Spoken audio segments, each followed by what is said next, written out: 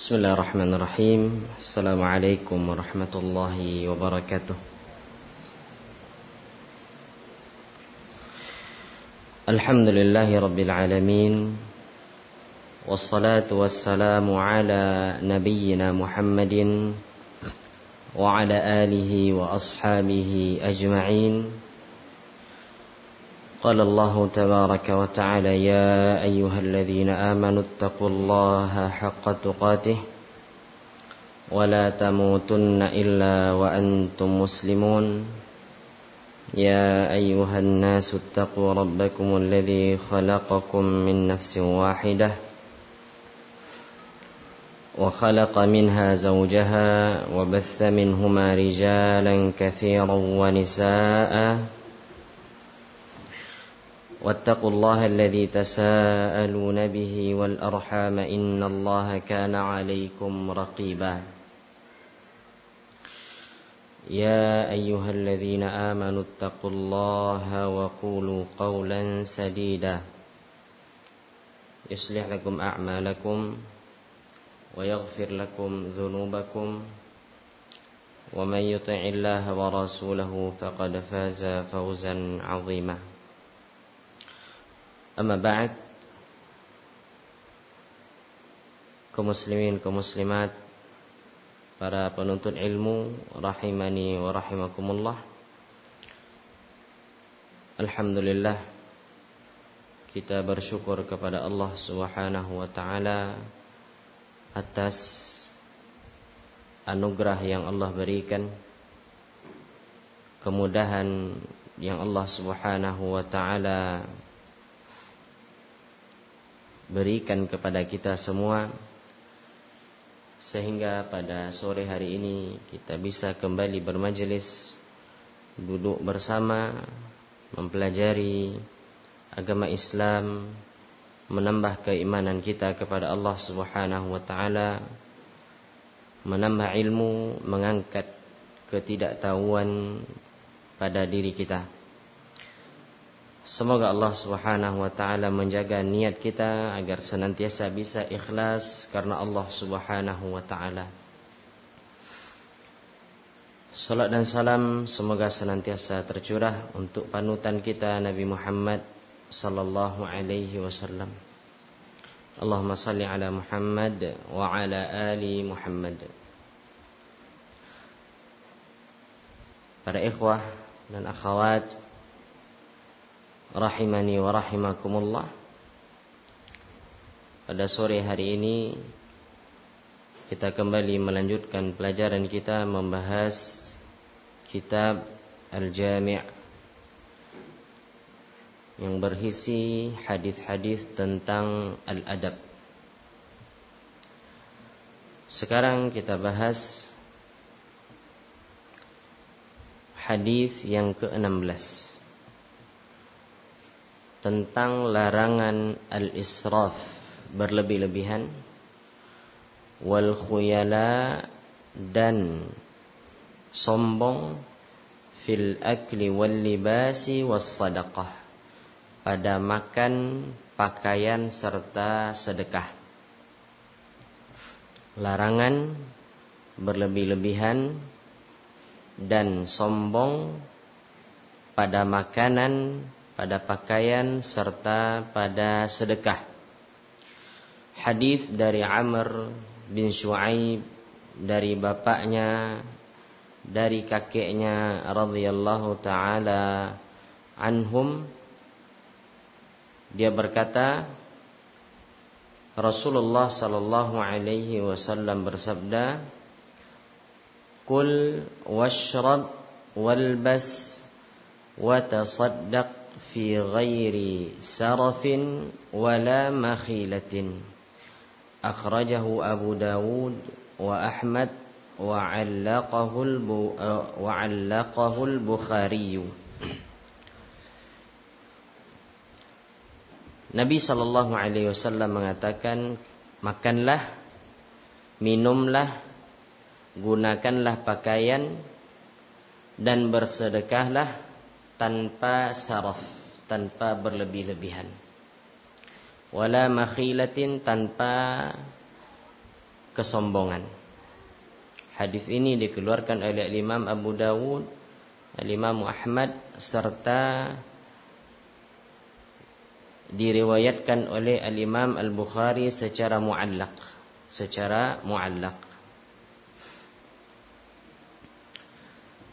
Hadis yang mulia ini menjelaskan kepada kita semua akan bahayanya sikap berlebih-lebihan serta sombong pada perkara-perkara yang mubah.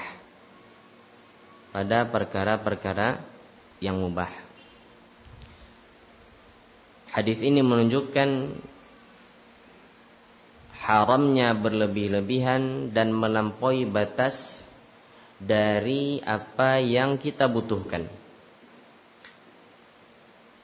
Dan di dalam hadis ini ada arahan agar seseorang senantiasa bisa bersikap i'tidal, senantiasa dia bisa bersikap adil, ya, tidak berlebih-lebihan dan tidak pula kikir atau pelit, sehingga dia bisa menimbang dengan timbangan yang adil pada seluruh perkara yang dia alami di dalam kehidupannya. Maka seseorang dituntut untuk bersikap pertengahan pada perkara-perkara yang dia alami di dalam kehidupan dunia ini. Allah Subhanahu wa taala berfirman di dalam surat Al-Isra ayat yang ke-29. Allah mengatakan, "Wala taj'al yadaka maghlulatan ila 'unuqika wala tabsutha kullal basti fataq'uda maluman mahsura." Allah Ta'ala mengatakan, dan janganlah engkau jadikan tanganmu terikat ke pundakmu. Maksudnya tak mau menafkahkan hartanya. Dan jangan pula engkau buka tanganmu itu dengan selebar-lebarnya. Bermakna sangat boros di dalam menafkahkan harta. Fataq'uda maluman mahsura. Maka kalau seandainya seperti ini engkau akan dicela dan engkau akan rugi. Maka di dalam ayat yang mulia ini Allah Subhanahu wa taala ingin menjelaskan kepada kita sikap yang ideal. Sikap yang ideal itu tidak pelit dan tidak pula boros. Tidak pelit dan tidak pula boros. Maka ini adalah taujih, arahan dari Allah Subhanahu wa taala. Arahan dari Allah Subhanahu wa taala. Allah Subhanahu wa taala melarang seseorang agar tidak kikir. Ada sebagian orang bahkan kepada dirinya sendiri kikir, tak mau ya menafkahkan hartanya untuk dirinya sendiri padahal dia mampu. Ada juga sebagian orang yang terlalu boros di dalam menafkahkan harta, sehingga apa-apa yang tidak dia butuhkan, apa-apa yang tidak dia perlukan, dia keluarkan harta untuk memuaskan hasrat keinginan dia. Maka kedua orang-orang ini atau kedua tipe manusia seperti ini itu dicela. Nah, kalau seandainya seorang bersikap seperti ini, dia akan dicela dan dia akan termasuk orang-orang yang rugi. Orang-orang yang akan merugi kalau seandainya terlalu boros di dalam mengeluarkan harta. Maka seperti ini Islam di dalam mengatur kehidupan manusia.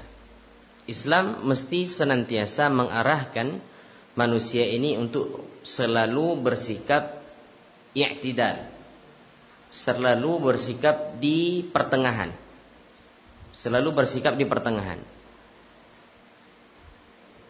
Allah Subhanahu wa taala mencela orang-orang yang israf, dan itu Allah sebutkan di dalam banyak firman-Nya di dalam Al-Qur'an. Jadi yang namanya berlebih-lebihan, israf, itu tak ada yang dipuji dalam syariat kita, apapun bentuknya. Orang berlebih-lebihan dalam ibadah pun tak boleh. Jangankan di dalam maksiat atau perkara mubah, berlebih-lebihan dalam beribadah ini dicela dalam syariat kita. Allah Subhanahu wa taala berfirman, ya, menjelaskan tentang bagaimana tercelanya orang-orang yang berbuat israf, berlebih-lebihan.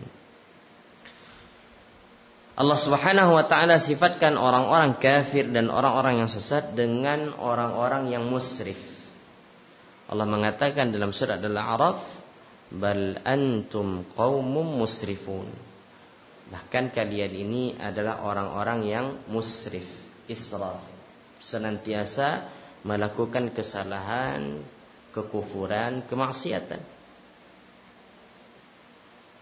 Kemudian Allah Ta'ala berfirman dalam surat Yunus ayat yang ke-83. Allah mensifati Fir'aun dengan israf. Kenapa? Karena melampaui batas. Allah berfirman, wa inna fir'auna la'alin fil ardi wa innahu laminal musrifin. Allah mengatakan sesungguhnya Fir'aun la'alin fil ard. Dia berbuat kesombongan di muka bumi, meninggikan diri. Dan sesungguhnya dia termasuk orang-orang yang melampaui batas. Dengan apa? Dengan kesombongannya. Dengan menyatakan bahwasanya dirinya adalah Tuhan. Ya. Dia mengatakan apa? Ana rabbukumul a'la, kepada Bani Israel. Kepada rakyatnya dia mengatakan apa? Saya adalah Tuhan kalian yang maha tinggi. Ini bentuk kesombongan dan bentuk daripada melampaui batas yang dilakukan oleh Fir'aun. Kemudian Allah Subhanahu wa taala berfirman dalam surat Ghafir ayat yang ke-43. Allah mengatakan, wa anna ma raddana ila Allah wa annal musrifina hum ashabun nar. Orang-orang beriman mengatakan bahwasanya tempat kembali kami adalah Allah Subhanahu wa taala. Wa anna ma raddana ila Allah. Dan bahwasanya orang-orang yang musrif, orang-orang yang melampaui batas, orang-orang yang berlebih-lebihan, mereka adalah termasuk ashabun nar. Ya, penduduk neraka, wal iyadu billah. Dan Allah Subhanahu wa taala tak suka orang-orang yang berlebih-lebihan dalam hal apapun. Pakaiankah, minumankah, cara berpakaiankah. Allah tak suka orang-orang yang berlebih-lebihan. Allah Subhanahu wa taala berfirman dalam surat Al-A'raf ayat yang ke-31. Allah mengatakan wa kulu washrabu wa la tusrifu innahu la yuhibbul musrifin. Makanlah kalian dan minumlah kalian, namun jangan israf, jangan berlebih-lebihan. Sesungguhnya Allah Ta'ala tidak mencintai orang-orang yang berbuat israf. Dan ini kita lihat bagaimana sebagian orang berlebih-lebihan dalam hal makan dan minum. Bahkan di zaman yang media terbuka lebar, sebagian orang kadang-kadang membuat sesuatu tentang hal makanan. Kalau orang istilah mengatakan wisata kuliner, sengaja pergi ke suatu daerah hanya untuk makan, kemudian divideokan. Bahkan ada sebagian orang yang menampakkan diri bahwasanya dia makan begitu banyak sekali. Maka ini kita katakan israf. Mestinya seseorang itu dia untuk makan dan minum cukup baginya untuk menegakkan tulang punggung. Sebagaimana Nabi SAW mengatakan. Nabi mengatakan, Yakfi li bani Adam luqaimat yuqimna sulbah. Cukup bagi anak Adam itu beberapa suap yang dengan itu dia bisa menegakkan tulang punggung. Dengan itu dia bisa melakukan aktivitasnya. Jadi makan dan minum itu hanya sebagai sarana penunjang agar seseorang bisa beraktivitas. Dan dia bukan tujuan utama dari seseorang ada di muka bumi ini. Maka tercela siapa saja yang israf di dalam makan dan minum. Kemudian Nabi mengatakan, kalau seandainya tidak bisa dia mengkonsumsi beberapa suap makanan, arti dia masih merasa kurang, maka Nabi SAW mengatakan, fathuluthun li ta'amihi wa thuluthun li syarabihi wa thuluthun li nafasihi. Kalau memang ingin makan banyak, maka cukup sepertiga untuk makan dia, lambung dia ini diisi sepertiga untuk makanan, sepertiga untuk minuman, dan sepertiga untuk dia bernafas. Nah, seperti itu syariat kita mengatur. Agar apa? Agar manusia ini tidak berlebih-lebihan dalam makan dan minuman mereka. Ikhwan rahimani wa rahimakumullah. Allah Subhanahu wa taala mencintai orang-orang yang sederhana. Sederhana bukan pelit. Sederhana adalah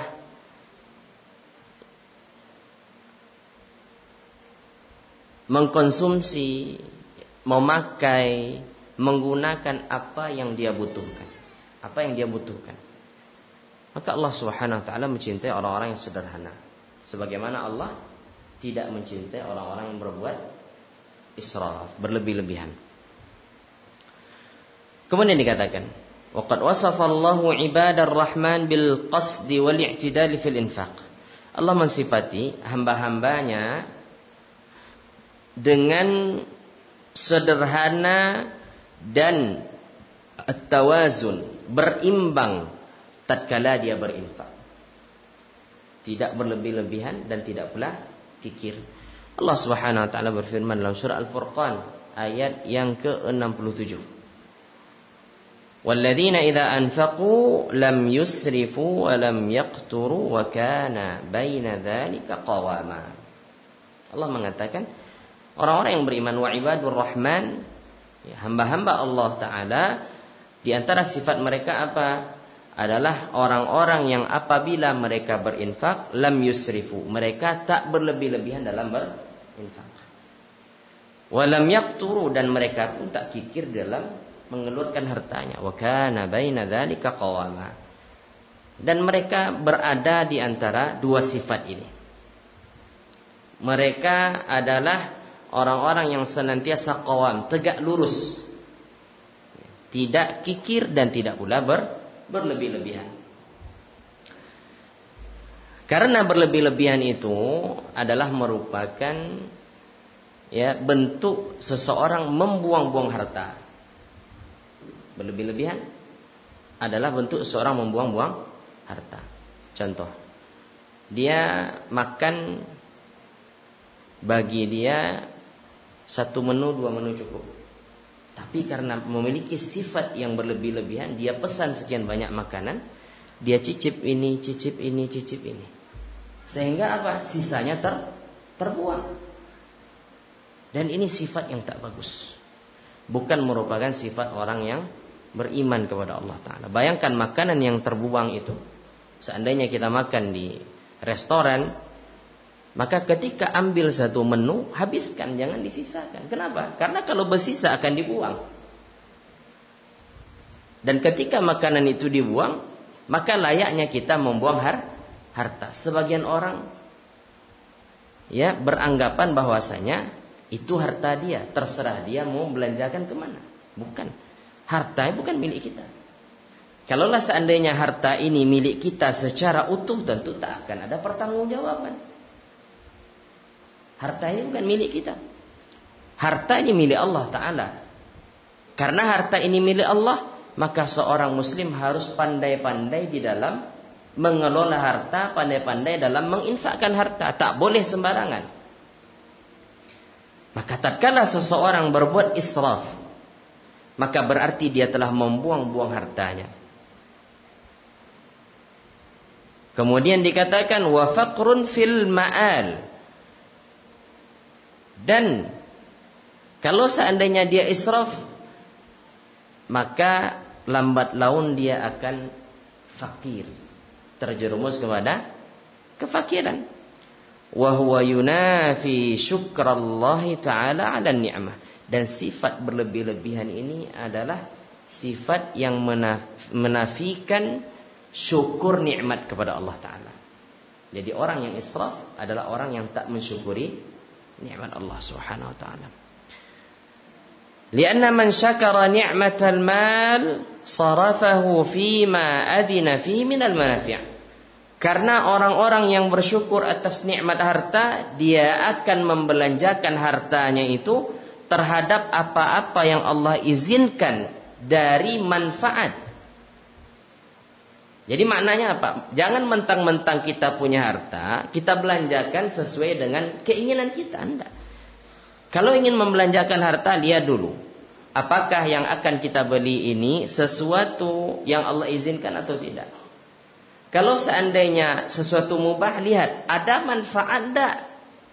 Ketika kita beli ini, ada manfaat atau tidak? Nah, kalau seandainya ikhwah rahimani wa rahimakumullah, seseorang hanya ingin memuaskan syahwat dia untuk membeli dan tidak mempertimbangkan dan tidak berpikir akan manfaat daripada apa yang dia beli ini, maka berarti dia tak mensyukuri nikmat Allah Subhanahu wa taala. Tak mensyukuri nikmat Allah Subhanahu wa taala. Dan ini adalah sifat yang egois. Mestinya harta itu bisa diberikan atau bisa diinfakkan ke jalan yang lain, atau bisa disedekahkan, atau bisa disimpan. Mana tahu nanti suatu saat itu. Maka ikhwah rahimani wa rahimakumullah, dikatakan lagi bahwasanya sifat berlebih-lebihan itu akan mengantarkan seseorang kepada at-taraf wat-tana'um wat-tawassu' fi maladzid dunya wa syahawatiha. Berlebih-lebihan akan mengantarkan seseorang untuk at-taraf. At-taraf ini maknanya berfoya-foya. At-tana'um, senantiasa merasa ingin mendapatkan nikmat terus, ingin santai, ingin senang-senang terus, dan bermudah-mudahan terhadap kelezatan dunia. Bukan tak boleh, tapi kalau sudah bermudah-mudahan, ini terlarang dalam syariat kita. Makanya ikhwan rahimani wa rahimakumullah, seseorang dia hanya boleh mengambil perkara yang mubah sesuai dengan apa yang dia butuhkan. Kenapa? Karena perkara mubah, kalau seandainya seorang terlena pada perkara mubah, maka itu akan mengantarkannya kepada sesuatu yang haram. Akan mengantarkannya kepada sesuatu yang haram. Dikatakan oleh Syekh Abdurrahman As-Sa'di rahimahullahu taala, beliau mengatakan anna fil i'tidal sirra barakah. Bahwasanya pada proporsional di dalam menggunakan harta itu adalah rahasia dari keberkahan. Rahasia dari keberkahan. Wa ma'ala man iqtasada wa annahu yamna'ul 'abdu an-nadam.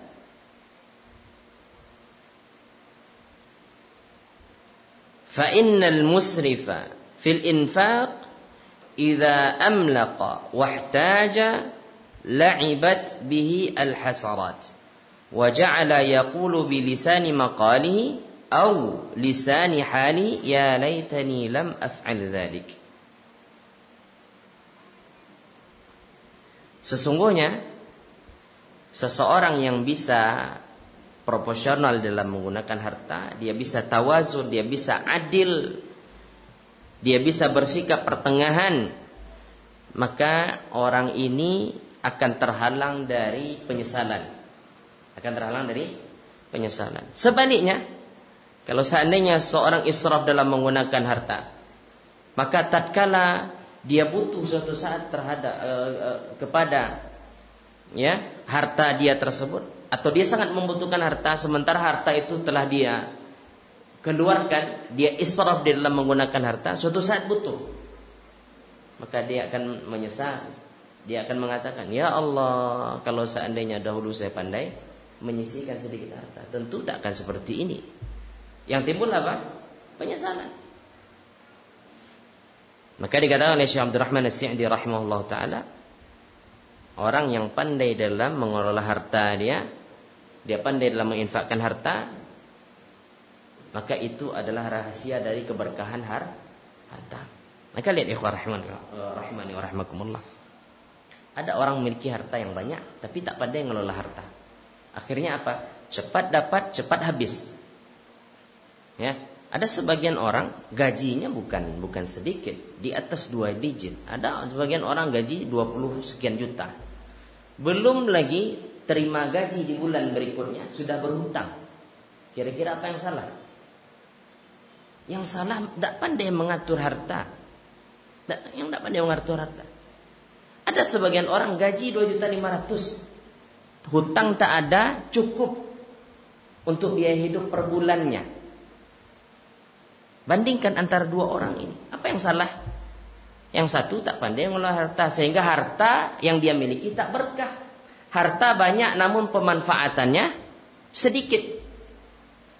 Ada sebagian orang harta sedikit, tapi karena pandai dia mengelola harta sehingga hartanya menjadi berkah dan banyak yang bisa dia manfaatkan dari harta yang sedikit tersebut.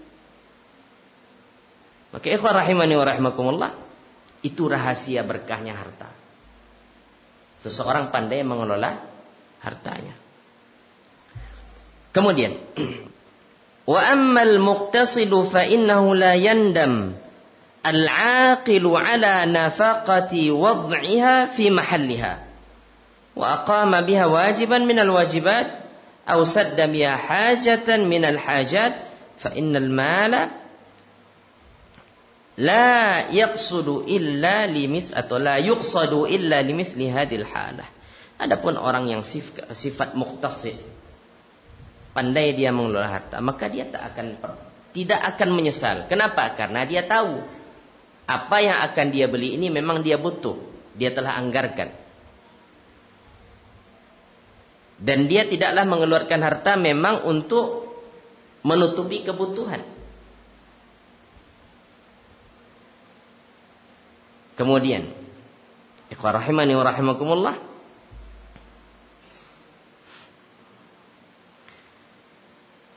dikatakan bahwasanya hadis yang mulia ini menjelaskan kepada kita ala ibahati al-akli wasyurbi min maladhid dunya al-mubahah. Hadis yang mulia ini adalah merupakan dalil bolehnya seorang makan dan minum dan merasakan kelezatan-kelezatan dunia yang mubah sifatnya. Kelezatan dunia yang mubah. Lianna hadhihi biha qawamul hayah. Karena sesungguhnya ini adalah merupakan penopang kehidupan dia. Orang kalau tak makan, tak minum, apa yang terjadi? Bisa meninggal. Yakin enggak anda? Yakin kan?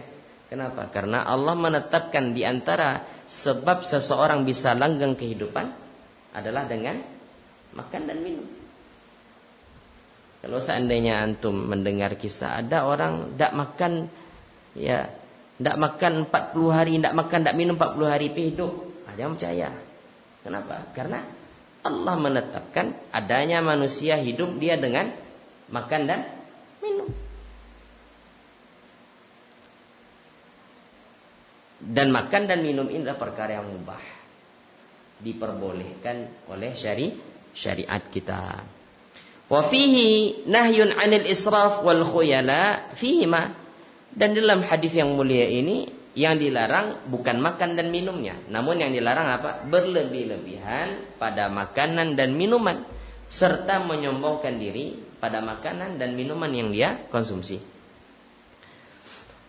Al-Imam Ibnu Katsir rahimahullah taala tatkala menafsirkan firman Allah taala kulu washrabu wa la tusrifu innallaha la yuhibbul musrifin, beliau mengatakan la tusrifu fil akli lima fihi min madarratil aqli wal badan. Jangan berlebih-lebihan kalian makan. Kenapa? Karena pada berlebih-lebihan tersebut akan merusak akal serta badan. Maka benar kata orang tua dulu, jangan banyak-banyak makan. Banyak-banyak makan tumpul tak. Tumpul, tidak bisa lagi berpikir. Maka para ulama ikhwah rahimani wa rahmakumullah, di antara mereka, sebagian mereka mengatakan di antara waktu yang sangat bagus untuk menghafal dan menuntut ilmu adalah tatkala seseorang perutnya kosong. Ini waktu yang bagus untuk menghafal. Kenapa? Karena tatkala perut kosong, akalnya berfungsi. Tapi kalau sudah berisi perut apalagi penuh, itu udah ada alamat malas. Tidak fokus lagi. Ini itu kita rasakan. Antum misalnya ada kelas ba'da zuhur. Sebelum itu makan. Sampai kelas ngapain? Tidur kan? Iya. Sama. Kita pun dilipia seperti itu dulu. Kalau sudah makan banyak, Pak, masuk kelas langsung ya ditiup oleh AC. Tengkuknya. Tidur. Tapi kalau seandainya makannya ditunda sampai kelas berakhir, insya Allah tidak tidur. Karena jarang orang yang bisa tidur tatkala perut kosong, ya enggak? Tatkala perut kosong jarang, tidak bisa manusia tidur. Kalau ada, mungkin ini aneh orang ini. Lapar kok bisa tidur. Bahkan tatkala malam pun seperti itu. Kalau antum lagi lapar sekali mesti sulit untuk tidur. Maka para ulama kita mengatakan banyak makan, banyak minum itu akan bermudarat bagi akal serta badan. Penyakit-penyakit yang ada di zaman sekarang sebabnya apa? Makanan yang masuk ke dalam tubuh. Orang tak pandai mengatur apa yang dia masukkan ke dalam tubuh. Contoh pada ikhwan dan akhwat rahimani wa rahmakumullah. Orang tua kita zaman dahulu dia mengkonsumsi sesuatu, misalnya dia minum apa? Teh telur lah contohnya kan, teh telur ya. Dia minum kapan? Pagi sebelum kerja. Setelah itu ngapain? Ke sawah. Ada yang bertukang, ada yang cangkul di sawah. Tidak masalah dia minum teh telur. Kenapa? Bergerak. Ini orang sekarang minum teh telur sebelum tidur. Akhirnya apa? Penyakit yang timbul. Lah orang tidak tahu ini pola seperti ini. Orang-orang tua kita zaman dahulu ketika dia konsumsi ya sederhana mungkin. Cuman apa? Cuman mereka proporsional dalam mengkonsumsi makanan. Sehingga jarang kita temui orang-orang tua kita zaman dahulu itu sakit. Contohnya sakit yang apalah sekarang? Gula, ya kan, kolesterol, diabetes, kemudian ginjal tak berfungsi, harus cuci darah. Nah ini disebabkan apa? Disebabkan karena berlebih-lebihannya seseorang dalam mengkonsumsi makanan. Dan rata-rata yang tertimpa penyakit-penyakit berat itu siapa? Orang-orang yang punya uang. Ya kan, kalau orang bansai jarang rasanya kolesterol. Kenapa? Makan aja kurang, gimana mau kolesterol? Nah benar kata para ulama kita. Kalau sudah berlebih-lebihan, kita tak dilarang untuk mengkonsumsi makan dan minuman. Bahkan dianjurkan. Yang dilarang adalah berlebih-lebihan. Berlebih-lebihan. Itu yang dilarang di dalam agama kita. Maka Imam Ibnu Katsir rahimahullah taala mengatakan, la tusrifu fil akli lima fihi min madarratil akli wal badan. Jangan berlebih-lebihan dalam makan karena pada hal tersebut ada mudarat yang akan ditimbulkan atau ada mudarat yang akan menimpa akal serta badan seseorang. menyimpang akal serta badan seseorang. Berkata Abu Darda radhiyallahu taala anhu, min fiqhir rajuli rifqihi fi ma'isyatihi. Di antara fahamnya seseorang atau di antara bagusnya pemahaman seseorang adalah sederhananya dia di dalam kehidupannya. Sederhananya dia dalam kehidupannya. Waqad nassal fuqaha ala karahatil aklil katsir hatta yusaba at-tukhmah. Wa qala ba'dhum bit-tahrim. Qala Syekhul Islam Ibnu Taimiyah rahimahullahu taala al-israf fil akli mazmum.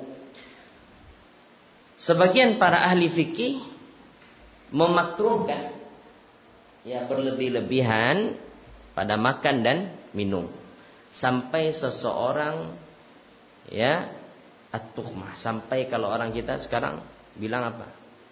Sampai penuh, sampai begah dia. Makan sampai akhirnya apa susah untuk nafas, ingin rasanya dimuntahkan lagi makanan tersebut. Sebagian para ulama mengatakan hukumnya makruh, sebagian yang lain mengatakan haram, tidak boleh. Jadi kalau orang ada makan sampai seperti ini, maka dia berdosa. Al-Imam Ibnu Taimiyah rahimahullah ta'ala mengatakan berlebih-lebihan dalam mengkonsumsi makanan serta minuman hukumnya tercela, mazmum. Ya, sebagaimana beliau nukilkan ini dalam kitab Majmu' Fatawa ya, yang beliau tulis. Kemudian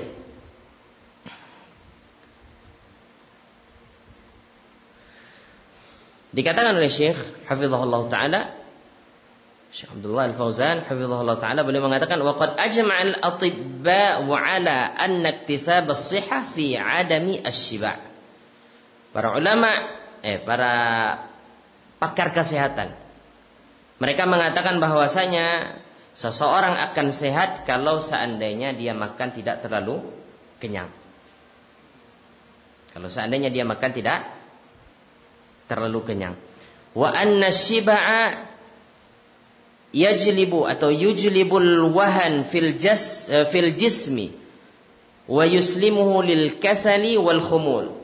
Karena pada kenyang itu akan mengantarkan seorang untuk lemah, malas ngapa-ngapain. Kemudian dia akan khumul, tak bersemangat. Kemudian hatinya akan menjadi keras. Kemudian kecerdasannya berkurang, cenderung mudah untuk tidur, banyak tidur, lemah untuk melaksanakan ibadah,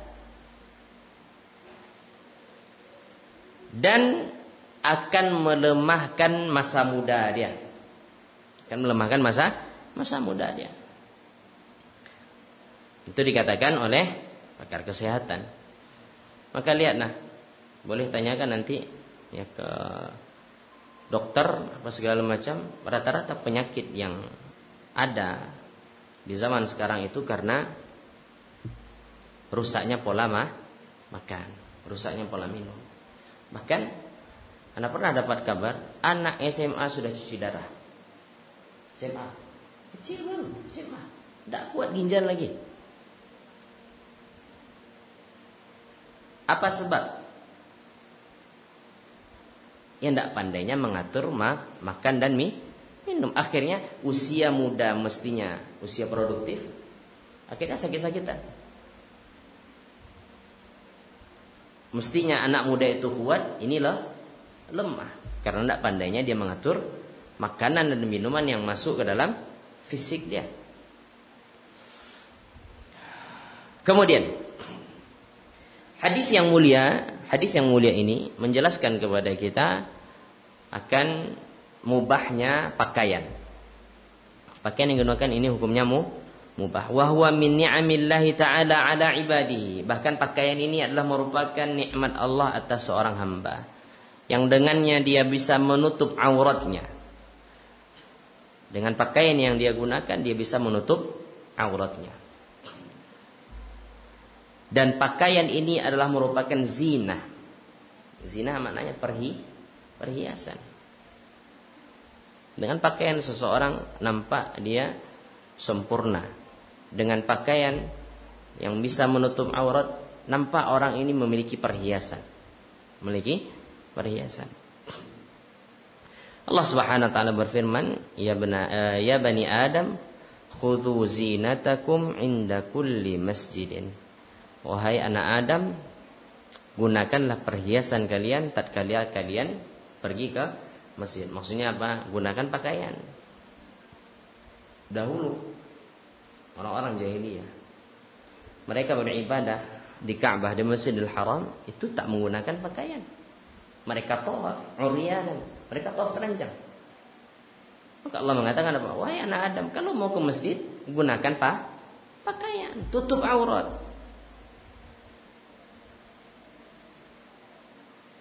Kemudian sebagian mengatakan, Ustaz, pakaian wanita gimana? Apakah perhiasan bagi wanita? Kita jawab iya.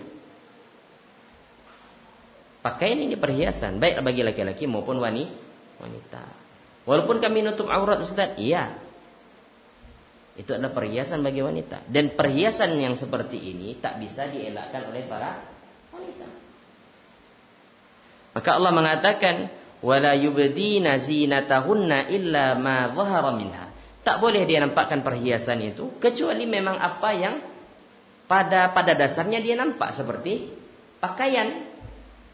Seperti pakaian. Allah mengatakan pakaian itu adalah merupakan perhiasan bagi laki-laki dan perempuan. Dan bagi wanita juga perhiasan. Maka untuk pakaian, ya boleh dinampakkan. Boleh dinampakkan. Kemudian dikatakan, ikhwah rahimani wa rahimakumullah, di dalam hadis ini yang dilarang adalah berlebih-lebihan di dalam menggunakan pakaian. Ammal khuyala faqad taqaddama al-kalam fi. Adapun orang yang sombong telah kita bahas pada hadis yang sebelumnya. Ya, di antara bentuk sombong adalah menjulurkan pakaian bagi kaum lelaki. Isbal. Ya, menjulurkan pakaian melebihi mata kaki bagi lelaki. Ya. Rasulullah mengatakan al-isbalu minal makhilah. Isbal itu adalah merupakan kesombongan. Jadi tak kala seseorang isbal berarti dia sombong. Walaupun dia mengatakan saya isbal tapi tidak sombong. Dia mengatakan saya isbal tapi tidak sombong, itu adalah kesombongan. Pernah antum dengar orang yang tidak sombong kemudian mengatakan ampun tidak sombong dah? Kan tidak ada. Ketika dia mengatakan ampun tidak sombong dah, berarti dia sombong. Oh ampun tidak riak gitu, berarti dia riak. Oh ampun ikhlas, berarti dia tak ikhlas. Paham? Kenapa dia perlu mengumumkan? Kenapa dia perlu memberitahu bahwasanya dia tidak sombong? Karena pada hakikatnya dia sombong. Makanya dia ingin menyampaikan maklumat ini kepada orang. Saya tidak sombong. Ya, saya tidak sombong. Pernah tidak antum melihat orang berilmu mengatakan saya ini orang alim? Pernah nggak? Tapi orang bodoh ada. Orang bodoh mengatakan saya ini orang alim, saya ini segala macam. Tahu kita ini orang tak ada apa-apanya sehingga dia perlu untuk meninggikan diri. Perlu dia untuk meninggikan diri. Maka kita katakan ini sudah berlalu pembahasan kita. Di antara bentuk isbal ada, di antara bentuk kesombongan adalah isbalul izar.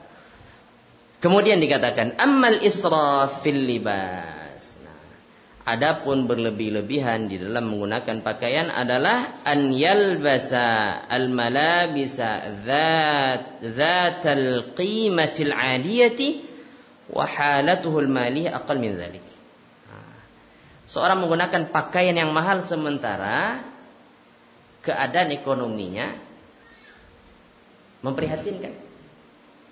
Kalau orang punya uang, ya, misal dia jutawan, dia miliarder, dia beli baju 3 juta, 4 juta biasa. Kenapa? Sesuai dengan kadar ekonomi dia. Bagi dia israf atau tidak? Tidak. Kenapa? Karena Itu yang dia butuhkan. Tapi bagi orang yang penghasilannya menengah ke bawah, ingin beli sepatu harga sekian juta, ingin beli baju harga yang premium, kita katakan ini bentuk israf, bentuk israf, berlebih-lebihan. Ya. Sementara dari sisi ekonomi tak mampu pada hakikatnya. Kan banyak orang seperti itu sekarang. Buktinya apa? Buktinya banyak pinjaman KPR, banyak kredit. Apapun sekarang dikredit oleh sebagian orang. Mulai dari apa? Kalau ibu-ibu mulai dari dasternya, peralatan dapurnya, peralatan rumah tangga, kredit ditawarkan sekarang. Kalau bapak-bapak macam-macam. Ya, untuk hobi kadang-kadang mau kredit. Beli motornya. Mestinya dia punya uang misalnya 8 juta. Mestinya bisa beli second. Dicari harga motor yang 8 juta. Tapi karena israf berlebih-lebihan, enggak mau. Maunya motor baru. Sehingga apa 8 juta untuk DP per bulan cicil. Ini israf namanya. Enggak boleh dalam syariat kita. Enggak boleh dalam syariat kita. Berlebih-lebihan. Maka ini ikhwan rahimani wa rahmakumullah, sesuaikan style kita dengan tingkat kemampuan dan ekonomi kita. Nah, jangan pernah membandingkan hidup kita dengan hidup orang lain. Jangan pernah mengikuti gaya atau stylenya orang lain. Kadang-kadang ini yang membuat seseorang terjatuh kepada israf. Dia ingin bagaimana pakaian yang orang pakai itu dia punya juga. Dia ingin bagaimana kendaraan seperti orang itu dia bisa beli juga. Sehingga dia lakukan hal-hal yang mestinya tak dia lakukan. Mestinya dia harus merasa cukup. Kalau seandainya saya punya uang sekian, ya sudah saya beli kendaraan dengan harga sekian. Kalau seandainya belum mampu beli rumah, yang ngontrak dulu. Sebagian orang terlalu ambisi untuk memiliki suatu barang, sementara secara ekonomi, ya secara kemapanan dia tidak mampu. Akhirnya akan rusak. Ikhwan rahimani wa rahimakumullah. Nah, orang-orang seperti ini tersebar di masyarakat kita. Tipe-tipe seperti ini banyak. Ya kan? Banyak. Ya, dengan adanya sistem kredit yang begitu diminati tadi, itu menunjukkan bahwasanya ya sudah, manusia zaman kita ini hidup tak lagi di level dia. Kemudian dikatakan, wa hadhihi dhahiratun mawjudatun ladan nisa haitsu talbasu ba'dun nisa thawban ghadis thaman la talbasuhu illa marratan wahidah. Nah, sifat ini cenderung ada pada kaum wanita. Kadang-kadang beli barang untuk sekali pakai, setelah itu tidak pakai lagi. Sebagian ibu-ibu ini terlebih yang tidak faham ya. Kalau yang sudah mengaji mungkin faham dia. Sebagian orang itu membeli baju hanya untuk satu kali pakai, ya untuk acara ini saja. Setelah itu dah gantung. Membeli sepatu untuk ini saja, ya, untuk pesta ini, untuk kegiatan ini. Setelah itu tidak dipakai lagi. Maka ini namanya israf. Udhif ila dzalika mutaba'atal al-mustajaddat wa infaq al-mal fi ittikhadh az-zina wa tajmi' al-athath min al-israf kathratu 'adad thiyab ash-shita' wa thiyab as-sayf mimma yazidu 'anil hajah. Nah, sebagian ya, ibu-ibu rumah tangga itu berlebih-lebihan dalam membeli peralatan rumah tangga. Bahkan ada anekdot seperti ini. Tupperware bagi ibu-ibu itu luar biasa nilainya. Ada ini beli lagi, padahal tak dipakai. Untuk apa? Pajangan. Masanya, ya masa-masa viral itu, kotak-kotak itu kan. Seolah-olah kalau tidak beli itu, aduh, kurang nilai ibu rumah tangga. Harus punya. Maka sebagian kawan-kawan mengatakan kalau hilang Tupperware panjang pula Ustaz. Berang-berang orang rumah Ustaz. Padahal tak dipakai. Bayangkan. Beli macam-macam lah. Ya. Ibu-ibu tuh faham dia kalau beli-beli kayak gini tuh faham. Faham. Antum belum nikah belum merasakan. Orang yang sudah nikah tahu dia bagaimana. Memang wanita itu Allah fitrahkan dia seperti itu. Syahwat ingin beli itu luar biasa sekali. Kalau tak dikontrol dengan keimanan, udah habis, suaminya habis. Ya, capek suami cari nafkah mestinya bisa tabung dikit-dikit. Karena syahwat mata, beli ini. Terlebih lagi pasar sudah di tangan. Wallahu musta'an. Pasar di tangan, tinggal order, bayar, sampai barang di rumah. Nah, ini ujian. Maka dikurang-kurangi. Lihat apa namanya, marketplace itu, pasar online itu dikurangi. Ya kalau butuh boleh, tapi kalau tidak butuh, jangan. Ya, karena itu merupakan sifat berlebih-lebihan.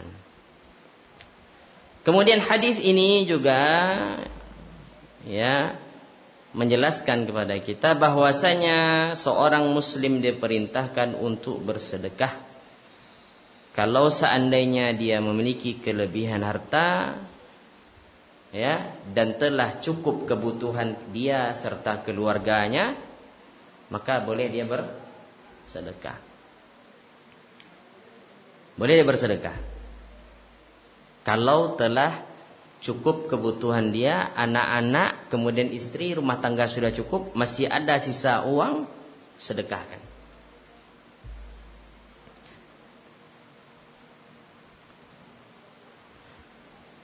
Nabi SAW atau dalil-dalil dari Al-Quran maupun Sunnah itu sangat banyak sekali memotivasi kita untuk bersedekah, menginfakkan harta kepada orang-orang miskin, orang-orang yang membutuhkan. Menginfakkan harta di jalan-jalan kebaikan, fisabilillah. Itu hukum asalnya demikian. Seseorang diperintahkan untuk bersedekah. Dan di dalam hadis yang mulia ini ada larangan untuk berlebih-lebihan dalam bersedekah. Bagaimana bentuk berlebih-lebihan dalam sedekah?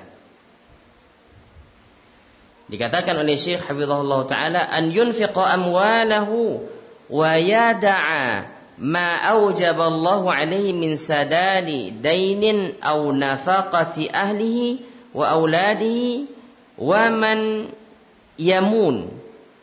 Wal wajibu 'ala al muslim an yataharra bis sadaqah mawadhi'aha wa an yabda'a biman ya'mul. Nah, bentuk daripada berlebih-lebihan dalam sedekah contohnya seperti ini. Seorang berinfak sementara hutang tak dibayar. Infaknya rajin. Ini hutang tak bayar. Dia infak cuman nafkah istri anak kurang, tak mencukupi nafkahnya. Maka hendaknya seorang itu perlu dia cerdas dalam beramal. Dia perlu belajar sehingga apa? Sehingga dia pandai menempatkan sedekah ini. Maka Nabi SAW itu mensifati sedekah yang terbaik itu adalah sedekah kepada istri dan anak. Jadi ketika suami memberikan uang nafkah, ya, dia berikan kepada istrinya uang bulanan, dia bayar SPP anaknya sekolah, dia sediakan ya makanan untuk anak istrinya. Ini adalah sedekah berpahala. Dan ini pahalanya lebih banyak dibandingkan kita bersedekah kepada orang lain. Maka ini yang harus difahami. Sebagian orang sedekah ke orang lain Masya Allah, tapi kepada istri anak pelit, tak cukup dalam memberi nafkah. Tapi kalau sedekah ke yang lain Masya Allah, dermawan, suka memberi, apapun yang diminta oleh orang dia kasih. Tapi kalau anak istri minta, enggak dikasih, pelit. Maka orang ini enggak pandai di dalam beramal. Mestinya apa? Mestinya dia cukupi nafkah istri serta anak-anaknya. karena di situ terdapat banyak pahala. Nabi SAW mengatakan, khairus sadaqah ma kana an dhahri ghina. Sedekah yang terbaik itu adalah yang dikeluarkan tatkala dia telah merasa cukup. Maksudnya dia cukup bagi dia, baru dia bersedekah. Cukup, ada kelebihan harta, dia sedekah. Kemudian Nabi mengatakan, wabda biman ta'ul. Dan mulailah bersedekah itu dari keluarga engkau, kata Nabi. Orang-orang yang engkau wajib untuk nafkahi. Itu yang pertama kali mesti harus diberikan nafkah. Ya, kalau seandainya uang kita habis, tidak ada sedekah untuk yang lain, tidak apa-apa. Ya, pada menafkahi istri serta anak-anak itu adalah sedekah. Pada menafkahi diri sendiri adalah sedekah. Nafkahi diri sendiri sedekah. Maka ini harus difahami. Kemudian dikatakan, wa yanbaghi an yu'lama anna al-israf fil ma'akil wal masyarib wa tawabi'i dzalika amrun nisbi. Bahwasanya perkara ini adalah perkara yang relatif. Berarti masing-masing orang berbeda takarannya. Ya, sebagaimana tadi kita katakan.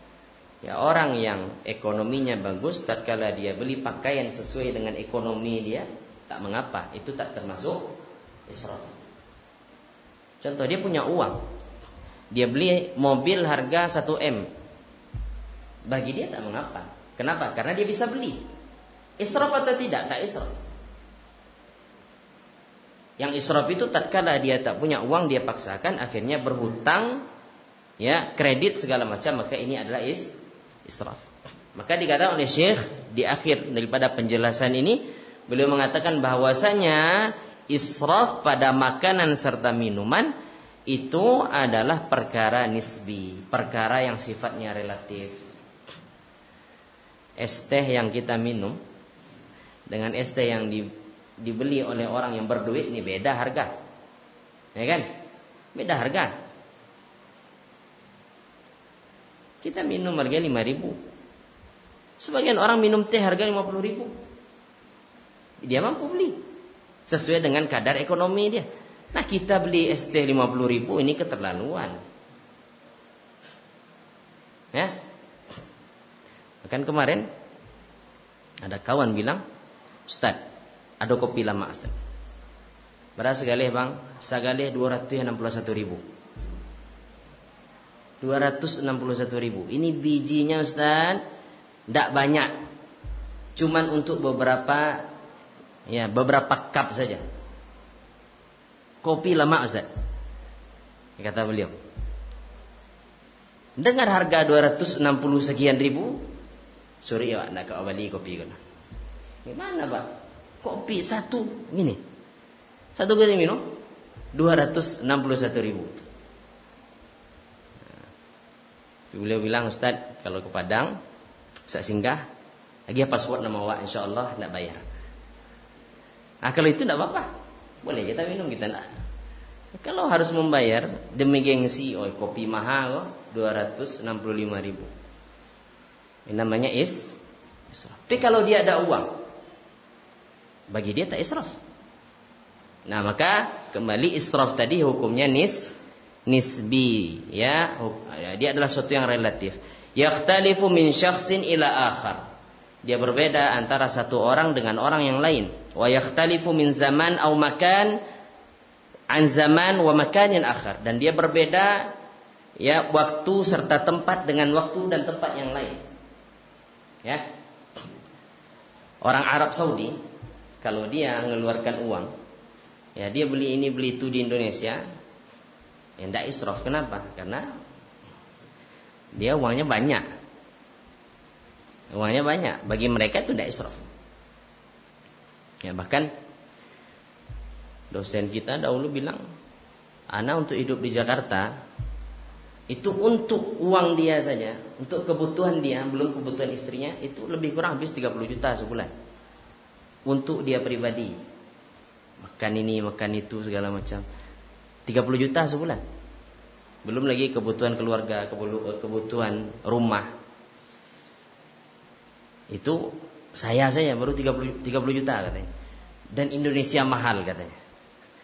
Wah, Indonesia mahal katanya. Lebih enak di Arab Saudi, kenapa? Murah. Kalau orang Indonesia ke Arab Saudi, dia bilang Arab Saudi mahal. Orang Arab ke sini, dia bilang Indonesia mahal. Ya, makan ini mahal. Ya. Dia makan ini mahal. Tidak ada yang murah di Indonesia katanya. Nah, kalau kita ke sana, kita bilang sana mahal. Ya, makanya apa? Dia relatif kan. Bagi kita gayanya atau apa yang ada di Arab Saudi itu mahal. Bagi mereka apa yang ada di kita mahal. Ini relatif. Nah, berbeda waktu, berbeda pula ya standarnya. Bayangkan kalau dahulu ya beberapa atau 15 tahun yang lalu 1 juta itu mungkin banyak, dapat sekian ameh kan. 20 tahun yang lalu dia ada uang 1 juta, dia bisa beli sekian emas. Zaman sekarang 1 juta tidak dapat satu emasnya tidak dapat. 1 gram emas dapat. Maka tergantung waktu, berbeda pula standarnya. Wadhabit li hadza anna al-israf mujawazatul haddi. Dan kata kuncinya adalah yang dinamakan israf itu tatkala seseorang melampaui batas kemampuan dia. Itu israf. Jadi siapa yang tahu ya kita mampunya ya kita levelnya di mana, maka ya di level itu saja, jangan melampaui batas. Nah, kalau melampaui batas, maka ini israf dan seorang berdosa tatkala dia israf. Wallahu taala alam. Setengah 6. Dah lebih ya. Dah lewat waktu, Pak. Baik, satu hadis. Kira-kira berapa lama kita akan menyelesaikan buku ini? Kalau satu pertemuan satu hadis. Enggak tahu berapa tahun. Semoga Allah mudahkan ya. Itu yang bisa kita bahas pada sore hari ini. InsyaAllah ta'ala kita akan lanjutkan pada pertemuan yang akan datang. Kalau seandainya ada yang ditanyakan, ada yang kurang jelas, bisa ditanyakan, maka kita persilakan. Tadi kata kuncinya tadi apa? Ketika seseorang melebihi batas, maka itu israf. Contohnya dia banyak makan. Ya memang biasanya dia banyak makan. Dia makan 3 piring itu belum kenyang. Ada sebagian orang seperti itu. Makannya banyak. Ketika dia makan, ya itu sepertiga perut baru Ustaz. 3 piring itu sepertiga perut. Sepertiga lambung. Kaget kita. Bagi sebagian orang, sepiring aja udah susah untuk ngabisin. Maka ini tidak ada patokan baku. Itu dikatakan tadi kan. Ketika antum merasa antum makan banyak, tak mengapa. Ya bagi orang mungkin lihat, banyak makan ini. Tapi bagi dia, kok seketik baru kok. Ya kan? Maka ini perkara nisbi. Ada sebagian orang mengurangi ya porsi makan dia, bagi dia tak mengapa, ya tidak masalah. Ya, misalnya biasanya dia makan 3 kali sehari, sekarang dia kurangi 2 kali sehari. Atau makan nasinya sekali sehari saja. Selain itu nak makan nasi. Secara syariat boleh, tak mengapa. Apakah dia adalah termasuk orang yang kikir? Tidak. Kenapa? Karena dia telah memberikan hak jasad dia. Dia berikan hak. Kecuali kalau seandainya dengan dia kurangi makanan, malas. Jadi lemas, tidak semangat beribadah, tidak semangat beraktivitas. Berarti ini orang pelit. Pikir, tidak boleh. Karena fungsi makanan yang masuk ke badan itu pada hakikatnya adalah untuk seseorang bisa beraktivitas dan maksimal dalam beraktivitas. Maksimal dia dalam beribadah. Kan itu tujuan makan dan minum tadi kita sampaikan. Bukan semata-mata untuk makan dan minum. Orang muslim dia makan tujuannya bukan untuk makan saya, tapi tujuannya apa? Dengan makan ini saya bisa ibadah. Dengan makan ini saya bisa menjalani aktivitas dunia. Itu tujuannya. Nah, bagi sebagian orang, dia makan banyak, selama itu tidak berlebihan, kita katakan selama itu tidak berlebihan, apa bentuk berlebihannya Ustaz? Itu tak bisa kita gambarkan. Kenapa? Karena sifatnya tadi relatif. Ya. Maka kalau seandainya tidak sampai berlebihan, artinya apa? Dia makan banyak itu masih sesuai dengan kebutuhan dia, maka tak mengapa. Boleh. Begitupun tatkala dia mengurangi makanan dan telah mencukupi kebutuhan dia, itu boleh. Nah, itu boleh. Wallahu taala alam. Jadi, ya antum paham hadis ini, antum paham sangat paham antum. Dan ini bisa kita buktikan tatkala berbuka puasa. Ya kan? Sebagian orang makan melebihi kebutuhan. Ya, perut kita ini, ya, selapar-laparnya manusia, tetap dia makan itu sesuai dengan kebutuhan dia pada saat itu. Tak akan bisa diqadha. Kok lah nak makan sehari Ustaz nak? Kok harus 3 piring loh? Kenapa? Sahur tadi lupa Ustaz. Siang tak makan loh. Berarti harus 3 piring. Kenapa? Karena sahur tak makan, siang tak makan. Berarti diqadha. Jamaknya jamak takhir. Nah, enggak. Selapar-lapar apapun kita, tetap porsi makan kita segitu, tidak akan bisa antum merasakan dah.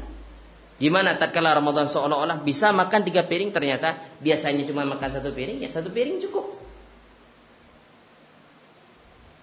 Nah, tatkala tetap diisi, sehingga apa? Perut penuh, susah untuk bernafas, begah. Ya, maka ini sudah berlebihan dalam mengkonsumsi makanan. Khilaf para ulama kita, sebagian menyatakan hukumnya makruh, sebagian menyatakan hukumnya haram. Ya minimal makruh lah. Minimal makruh. Wallahu taala alam. Kalau seandainya dia memilih pola makan seperti itu untuk diri dia, maka itu pilihan. Kenapa? Karena toh makanan itu hukum asalnya mubah. Mubah dalam artian dia boleh makan, dia tak boleh. Dia ingin makan, dia tak ingin makan, tidak mengapa, itu hukum mubah. Jadi tidak ada wajibnya, tidak ada sunnahnya. Itu makanan dan makanan, minuman, pakaian, hukumnya mubah. Nah, perkara yang mubah ini seseorang tak bisa paksakan keinginan dia kepada orang lain. Tak bisa dia paksakan, oh ini wajib, ini harus seperti ini. Nah, letak salahnya seperti itu. Ketika seseorang ingin membangun pola makan, maka dia cukup mengatakan, ya ini pola makan saya.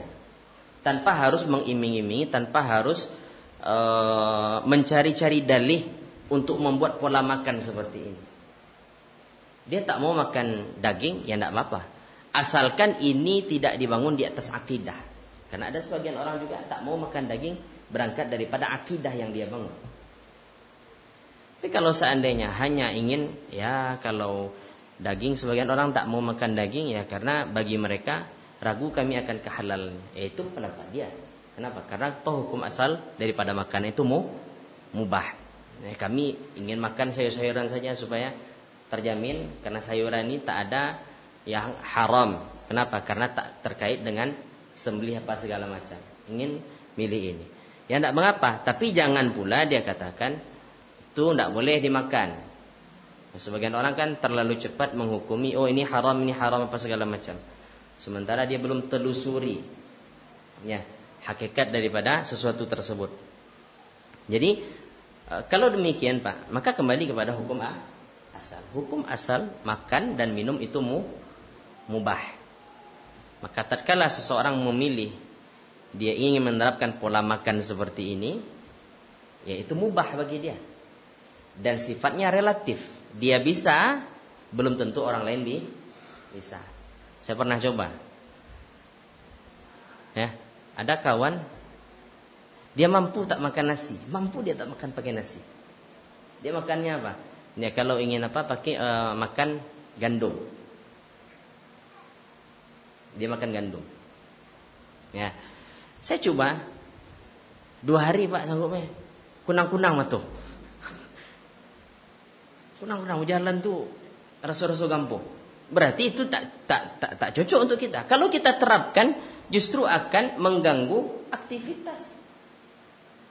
Nah, maka Syekh tadi menegaskan ini perkara nisbi. Jangan pula gaya makan kita, kemudian kita ingin pula orang lain terapkan, padahal beda kondisi. Beda kondisi. Kalau seandainya diterapkan oleh orang-orang tua kita yang kerja sebagai petani, bisa pingsan dia.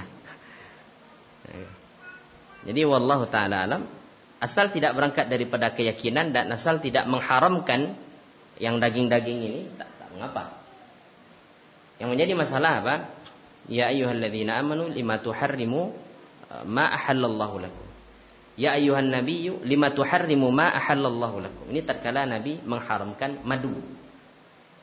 Allah katakan, wahai Nabi, kenapa engkau haramkan apa yang tak diharamkan oleh Allah?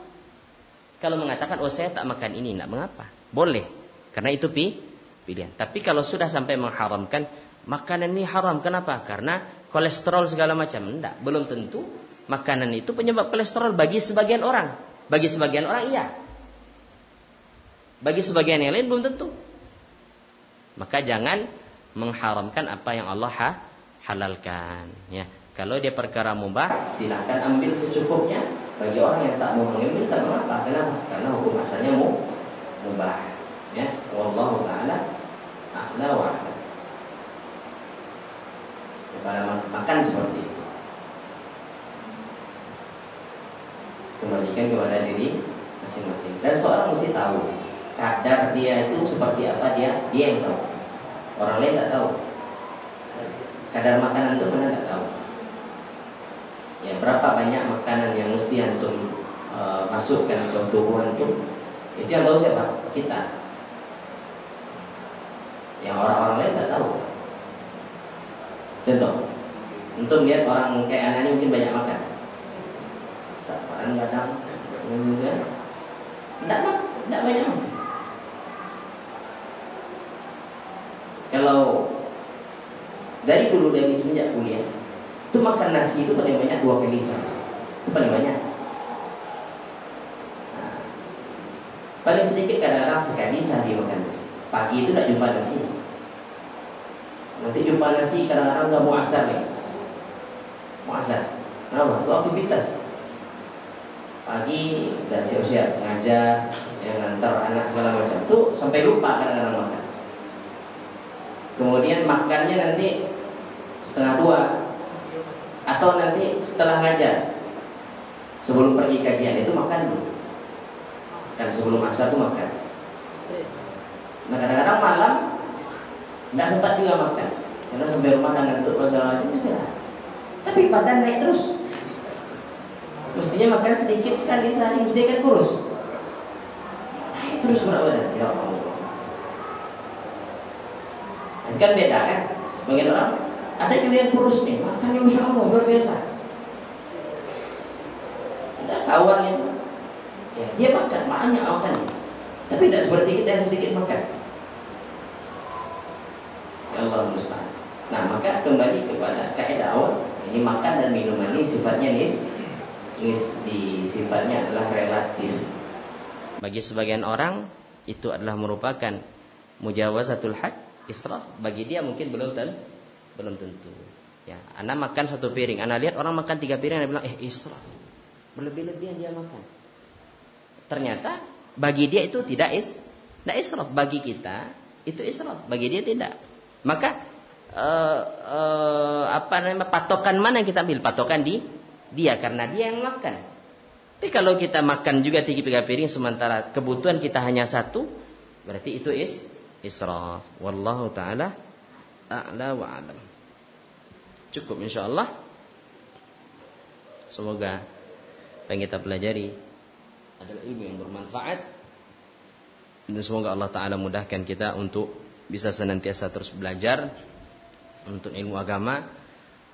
Karena pada hakikatnya apa yang kita ketahui ini sangat sedikit, apa yang kita tidak tahu itu sangat banyak. Sehingga kita dituntut untuk senantiasa mau belajar, ya, senantiasa mau mengkaji, supaya segala apa yang kita hadapi dalam kehidupan dunia ini kita tahu bagaimana cara menyikapinya,